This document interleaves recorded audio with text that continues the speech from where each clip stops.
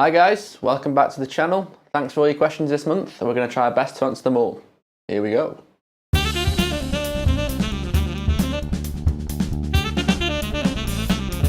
Our first question today comes from Epic Gamer TV, and he asks, what type of microphone is best for vocals? Well, thanks for your question, first of all. It's a really common question that we get all the time here at the studio, and there's so many options available, it gets really confusing if you've not got much experience in this area. So today, let's go super simple and talk about the two main scenarios where you may need a microphone: live performance and studio recording.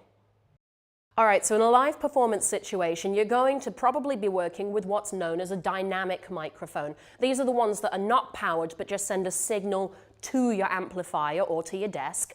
And they have what's known as a cardioid pickup pattern, which is heart-shaped. Very, very sweet. And it's not a romantic thing. It just means that they only pick up what's directly in front of them, not so much what's to the side or behind.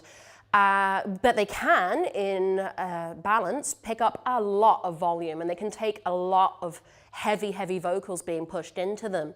So the industry standard for this kind of performance is the trusty old Shure SM58. These come in a couple of different models. Me, myself, having quite a low and big and booming voice, I tend to use the Beta 58, which is made with a little bit more bass roll-off.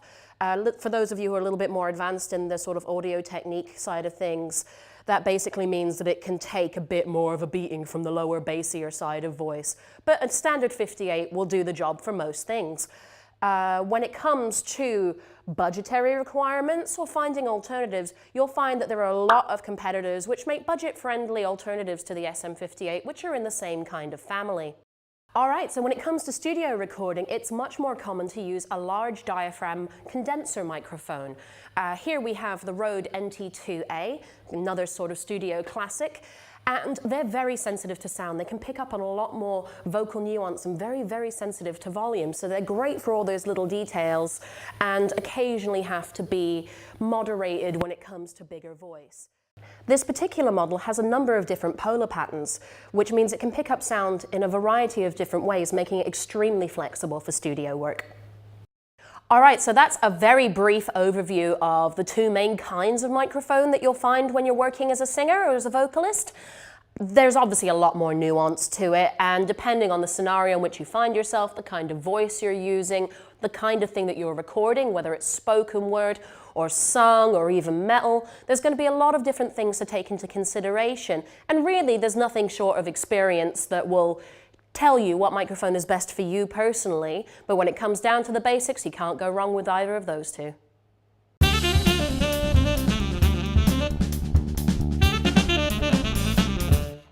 Our next question comes from Luke Schofield, and he's asking, would we consider a James Bond style guitar clinic in the future?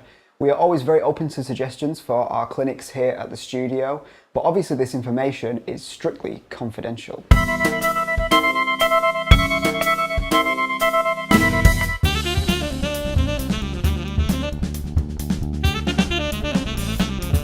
Alright guys, so this next one is a message from Stuart Williams, and he asks when the next round of Jamm Preserves is going to be.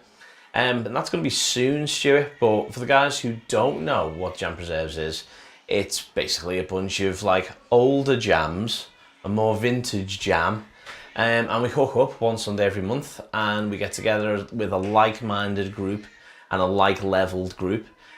Start off nice and easy with some basic tunes, and we work you guys up to performing live at Jamm Studios and possibly even forming your own band and doing some gigs, which is what our last team of Jamm Preservers did.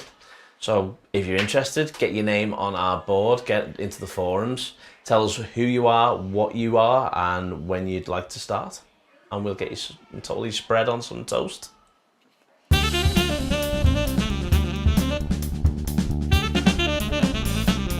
Okay, so our next question comes from one of our friends, Paul Marshall, and his question is that as a concerned customer, he would like to know what emergency plans we have in place if the following were to occur.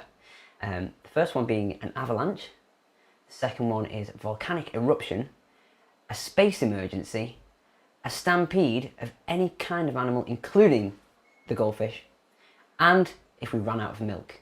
These are all valid concerns, Paul, and we take these kind of emergency procedures very seriously, which is why they feature in our staff handbook The contents of the staff handbook we can't disclose because it's top secret. However, this is how these types of situations can occur, and we have one sort of catch-all way of fixing everything in this place. So firstly, Avalanche.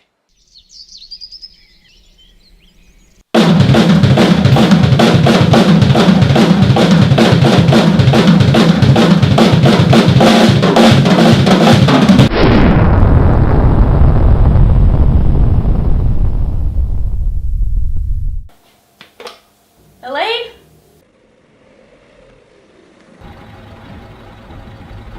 And up next, volcanic eruption.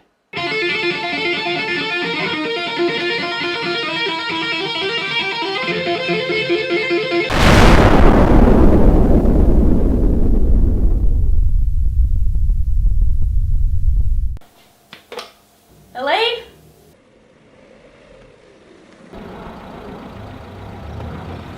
Space emergency. This can be serious. Don, we've got a space emergency. What is it? How bad is it? There's just none left. Look.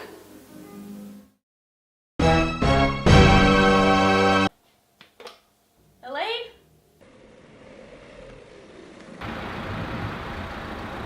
Running out of milk.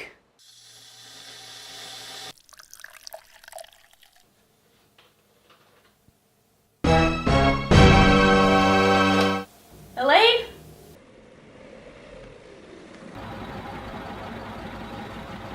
Stampede?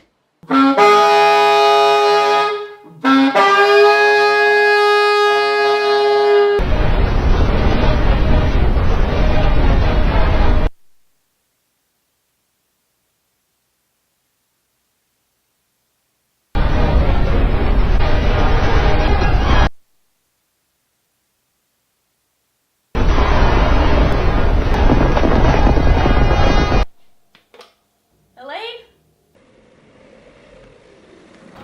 Get in! Thanks for your question, Paul, and I hope that's made you feel safe. If you have an emergency, call Elaine on 555 555 Elaine. This emergency broadcast was brought to you by those lovely guys at Jamm Studios.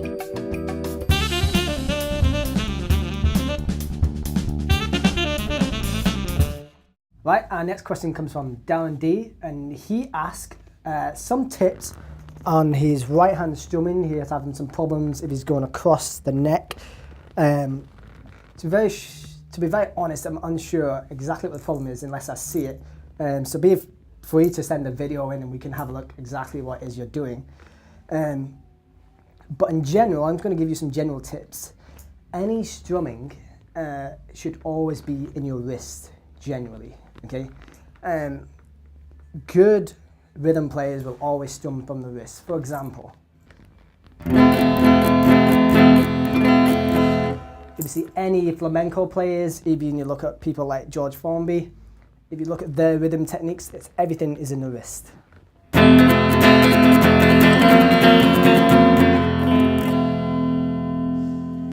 You really want to minimize your elbow movement. You don't really want your body to be shaking as you're trying to strum chords or move very fast up and down the neck. You want to be as stable as possible, and that comes from just literally minimizing all your elbow movement and mostly from the action from your wrist. Some tips to monitor this: you want to do probably everything pretty slow at first, nice and slow. Maybe even get like a mirror and watch yourself play some chords and maybe monitor your hand. That'd be pretty good. Or if you don't have a mirror, you can just simply look at your hand, just watch it as you move through chords, and try and rest your elbow on the guitar mainly. Shouldn't be in the balance. Do not be afraid to touch your strings in your right hand. Yeah, those are the simplest tips I could give you. Like I said, very hard to see what the problem exactly is. But there's some positive notes to this. Depending on what you play on your guitar, has a different sound. So I'm just going to show you some examples.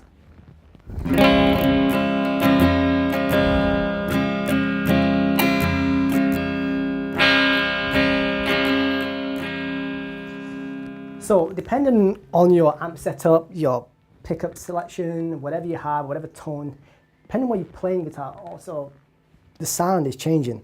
The best sound generally is in the middle, right, where your pickups are in this area generally. That because it covers the whole frequency spectrum. If you want a warmer sound, you could play further up the neck. Or probably your fingers is a nice warm sound. If you want a really high, bright sound, maybe a treble sound, you can play right here near the bridge. So if you do like a mix of the sound, so I'll do this.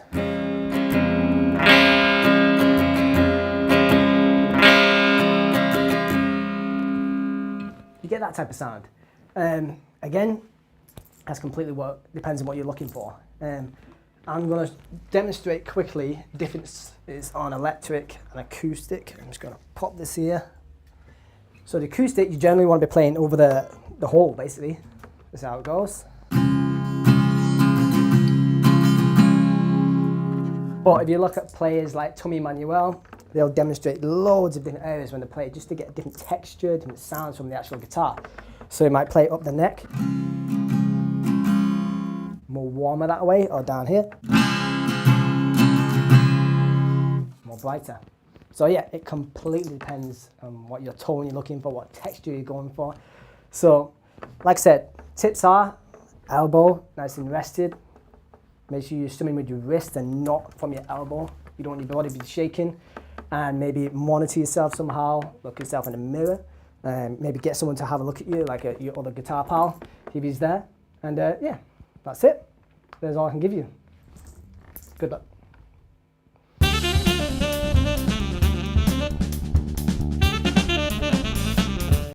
Okay, so our next question comes from Jo Moss, and she has asked, what have the Romans ever done for us?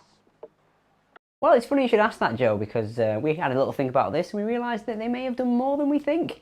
They've actually invented a ton of instruments, like these.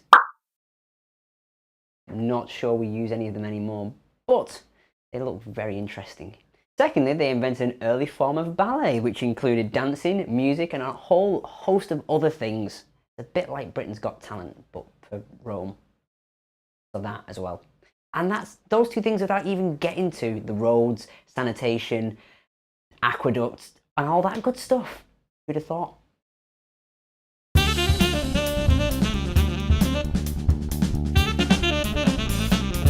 Thanks again for all your questions. Look out on our social media for next month's video. And if you've got any questions, fire away and we'll try our best to answer them.